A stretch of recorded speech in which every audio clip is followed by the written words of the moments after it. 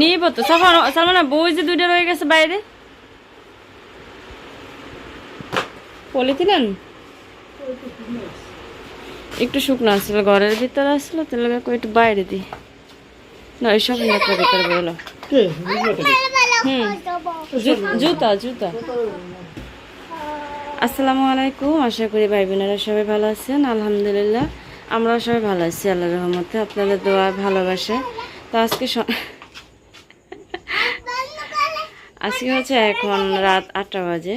তো আমরা এখন লঞ্চ ঘাট যাব। আসলে সরাসরি সব কথাগুলো বলতে পারতেছি না, কারণ সাফান তাহলে কান্না করবে, হয়তো ব্যাগ গোছানো দেখে আপনারা বুঝতে পারতেছেন যে কেন যাচ্ছি। আরে সাফান আমরা কই যাই বাবা? হ্যাঁ হ্যাঁ আমরা কই যাই সাফান? লঞ্চ ঘাট যাবো। আরে তো দেখতে দেখতে সেই রমজানের ঈদের সময় আসছে, আর এখন প্রায় কয় মাস পরে 3 মাস 3.5 মাস হয়েছে না? 3.5 মাস হয়েছে। এতদিন পরে যাইতেছে তো অনেক বেশি খারাপ লাগতেছে সারাদিন। এই জন্য কিন্তু আপনাদের সাথে কোনো কিছু শেয়ার করে নেই। রান্না বান্না করলাম, খাওয়া দাওয়া করলাম, ব্যাগপত্র গুছিয়ে দিলাম। তো এখন যাইতেছে, ভাবলাম এখন একটু অন্তত আপনাদের সাথে কথা বলি। আর বিশেষ করে আব্বুরও অনেক মনটা খারাপ। সাফন সে তো অনেক, তারপরে আমারও অনেক খারাপ লাগতেছে, কারণ বুঝিনি তো একসাথে ছিলাম আজকে 3-4 মাস ধরে, এখন হঠাৎ চলে যাইতেছে। আমার ব্যাগে কোনো টাকা দিছিল? দাও, ব্যাগ থুয়ে যাম না, ব্যাগটা লইয়ে যাম। তো সাফন দেখি ওর বাসা থেকে না বইলে বের হওয়া যাবে না, আর যদি বইলে বের হয় তাহলে ও 1 ঘন্টা কান্না থামাবে না। আর এক কথা হচ্ছে ও খুব খারাপ লাগবে ওর কাছে। 50 টাকা দাও। হ্যাঁ তাহলে ওইটাই বোন, তুমি এটা নিয়ে 50 টাকা দাও। ধরো 50 টাকা দাও, নাহলে 100 টাকা দাও। তাহলে 40-50 টাকা দিলে দোয়া করবেন সবাই। এমনিতে অসুস্থ ছিল, ওষুধ খেয়ে অতটা বেশি সে সুস্থ না, মোটামুটি। বাম হাত দিয়ে নিলাম মোবাইল। চার্জার লইছিল? ওই যে তোরই লইছিল? দাও একটু তালা মাইরে লই।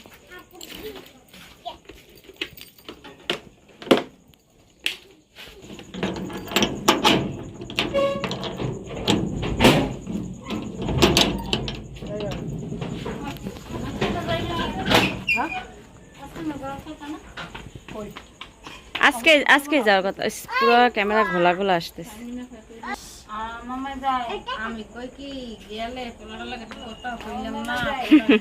না যাইব কি না কইয়ে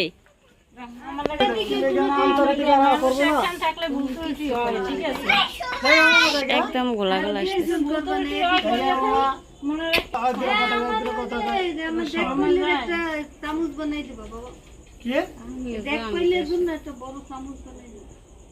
যে কয়টা কয় আমি দিয়ে দেব। বাইসে দেয় তাহলে পাইবেন ইনশাআল্লাহ, যদি বাইসে থাকি ইনশাআল্লাহ। কারণ আমি এবার বাড়ি যে কইছি কি যে মসজিদে যখন রান্না করে তখন কইছি যে আমি বানাইতে দিছি, এই দেশ মত না হয়নি। আমার আমি কি কইলাম? রাখছো এটা খোলা খোলা জানা এই গেটটা পুরো লাগাই দিছি। ওরে ভাই হ্যাঁ ভুল করবে দেখে কি আমরা ভুল করব? আমি ঘর কামাই খাই, কেউ কামাই খান, একসাথে রইছি অত কিছু। ঠিক আছে তো আমার গেটে লাগাই দিলাম, কত করে লাগাই দেখতে গেটে লাগাই দিছি। তুমি ছোট মানুষ, গেটে লাগালে কি লাগে? তুমি ডাক দিতে আগে দরকার নাই, গেট লাগালে কি লাগে? সাফান অনেক কান্নাকাটি শুরু করে দিছে। রাব্বুর কাঁধে ব্যাগ দেখা, ব্যাগ নিতে দিব না। আমরা বাসা থেকে এই উদ্দেশ্য করে বের করছি যে দেখি যদি সাফান একটু পথে ঘুমায়, খুব তাড়াতাড়ি আমি আবার বাসায় ফিরতে পারবো, কারণ আজকে তো আমার একা ফিরতে হবে, তাই না? এখন কে জানে কি করে। তো বাসা থেকে সবার কাছে ভুল ত্রুটির জন্য ক্ষমা চেয়ে বের হয়েছে। আপনারা সবাই দোয়া করবেন।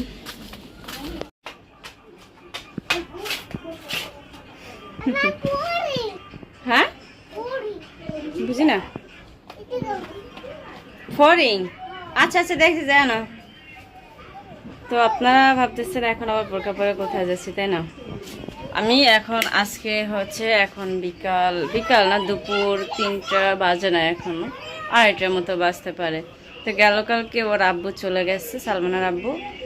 রাত্রে সাফওয়ান অনেক কান্নাকাটি করছে, হ্যাঁ। তারপরে সারা রাত ও ঘুমায় না, ও ঘুমের ভিতরে কান্নাকাটি করে উঠছে। আর আমারও বিশেষ করে অনেক খারাপ লাগছে যে আমার ছেলেটা কাঁদতেছে, আমারও অনেক খারাপ লাগছে। মানে অন্যরকমের একটা, কারণ আজকে সেই রমজানের ঈদের পর থেকে এই পর্যন্ত কিন্তু আলহামদুলিল্লাহ আমরা সবাই একসাথেই ছিলাম। দিনের বেলা কাজ করলো, আবার রাতের বেলা সবাই একসাথে বাসায় ছিলাম, একটা ভালো লাগছে অন্যরকম। এরপর যখন হঠাৎ করে গেছে আমাদের কালকে রাত্রে অনেক খারাপ লাগছে। সকালবেলা উঠে কোনো কাজ করে নেই, রান্নাবান্না খাওয়া দাওয়া কিছুই করে নেই। আমার আব্বা শুধু ফোন দিছে, বাইরেরাও ফোন দিছে যে ও যাওয়ানোর পরে আর কি জ্বালাইছে, সাফওয়ানের কথা জিজ্ঞেস করছে। তো বলছি যে ও একটু কান্না করছে। আর আমারও রাত্রে অনেক ভয় লাগছে, কারণ একলা ছিলাম এই জন্য। তো এটা বলার পরে রাজীবে আসছে, ও কাজে যায় না। মোবাইল পকেটে লয় না রাজীব, রাজীব না মামা। তুমি একটু ফ্যানের বাতাসে দাঁড়াও, যাও। তা আমি সামনের রুমে বসে কথা বলতেছি, রাজীবের ভিতরে আবার ফ্যান ছেড়ে, ফ্যানেরটা চালে একটু শব্দটা বেশি আসে, এই জন্য আর কি।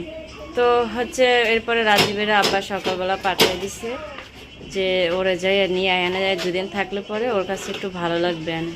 তো আমার যাইতে মন চাইতেছিল না, কারণ আমার ফ্রিজে টুকিটাকি মাছ, তরি তরকারি, মা অনেকগুলো শাকসবজি দিয়ে দিচ্ছিল, কাঁঠাল এটা সেটা। পরে ওই দেখি নিজে থেকে জোর করে সব আন্টিকেও ভাগ করে দিয়ে দিতেছে যে আন্টি এগুলো আপনারা খাইয়ে ফেলাইয়েন। তারপরে ভাবছি যে যাক, এতজন রিকোয়েস্ট করতেছে তাহলে যাই। অনেকগুলো মা শাকসবজি দিয়ে দিচ্ছিল, হ্যাঁ যাও আসতেছি। অনেকগুলো শাকসবজি দিয়ে দিচ্ছিল, আর আমার ফ্রিজে অমন কোনো মাছ ছিল না, শুধু একটু সিলভার কাপ মাছ ছিল। পরে আন্টি রাজীবী দিয়ে দিচ্ছে যে আন্টি এগুলো আপনি খাইলেন, এগুলো থাকলে আর যাইতে চাইব না। আর বিশেষ করে আমার অনেক খারাপও লাগতেছে। আমার খারাপ লাগাটা হয়তো কাউরে আমি বুঝাইতে পারি না, অনেক মিস করি তারে।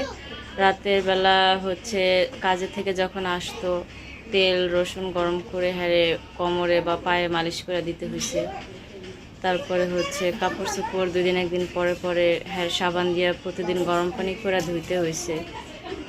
এরপরে প্রায় দিন দুপুরে আমি না খেয়ে থাকতাম, যে হয়তো কাছে কোথাও কাজ করতেছে একসাথে খামনে, দুপুরে 2টা মানে 1:30-2টা থেকে ওয়েট করা শুরু করতাম যে আসবে আসবে। এভাবে করতে করতে যখন 4টার পরে 5টা বেজে যেত, তখন ভাবতাম যে না তাইলে মনে হয় একবারে সন্ধ্যাবেলায় আসবে।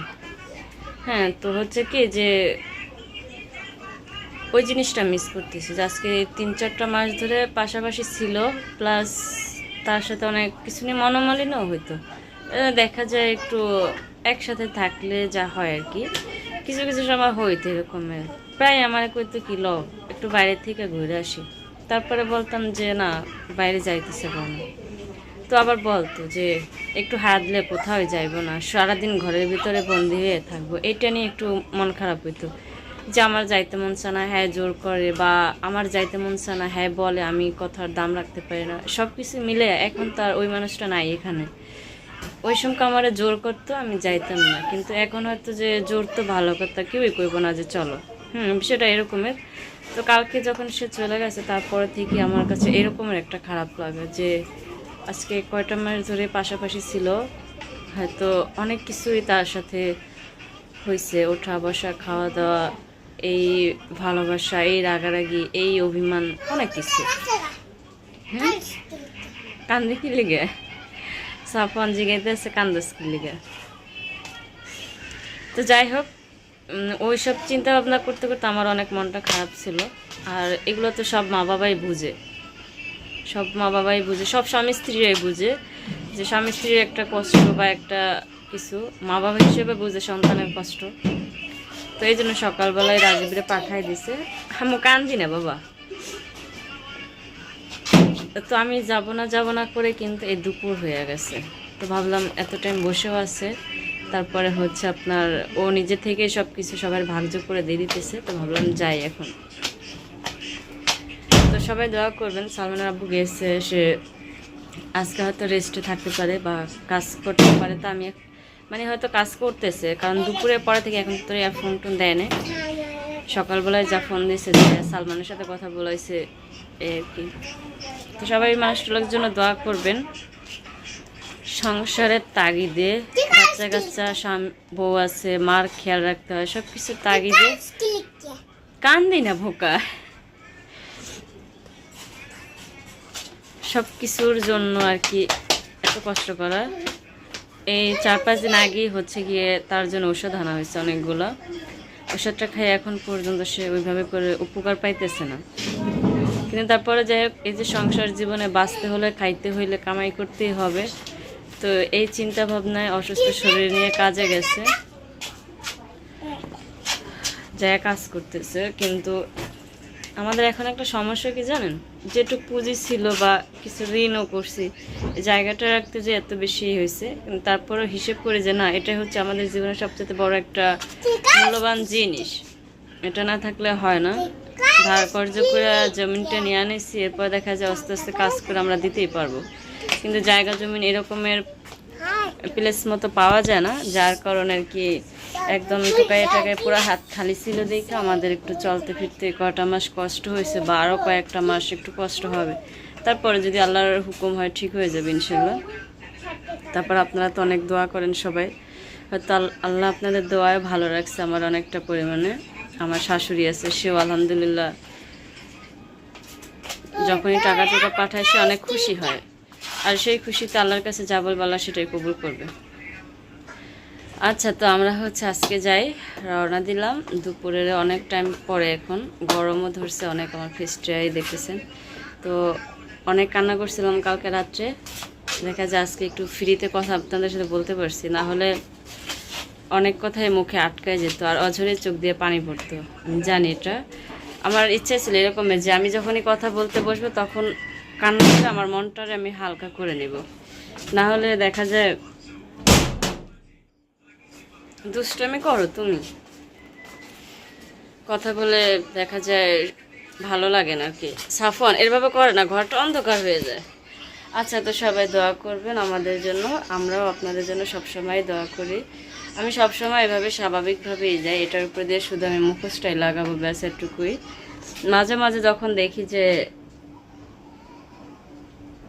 কোনো একটা অনুষ্ঠান, তখন হয়তো একটুই করা হয়, কিন্তু এমনি স্বাভাবিকই আসা যাওয়া, বা সবসময় আমি পুরান কাপড় চোপড় পরে আসা যাওয়া করি।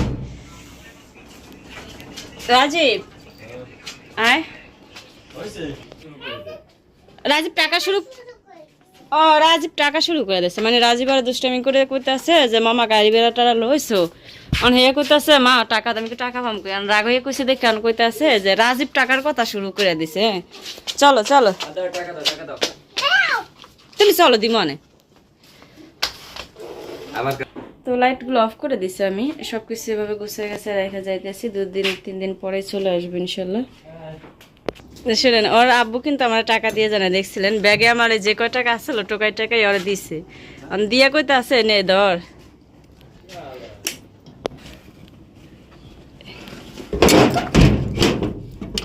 তুমি যাও, তোমার মামা লাগে, আমি তোমার আপার কাছে কই আইতেছি, যাও। ওই যে হ্যাঁ আসতেছি কইয়া। ও আন্টি, সাফওয়ান বোরকা ছাড়া তো এভাবে কিন্তু কথা বলা যায় না, হাঁটো।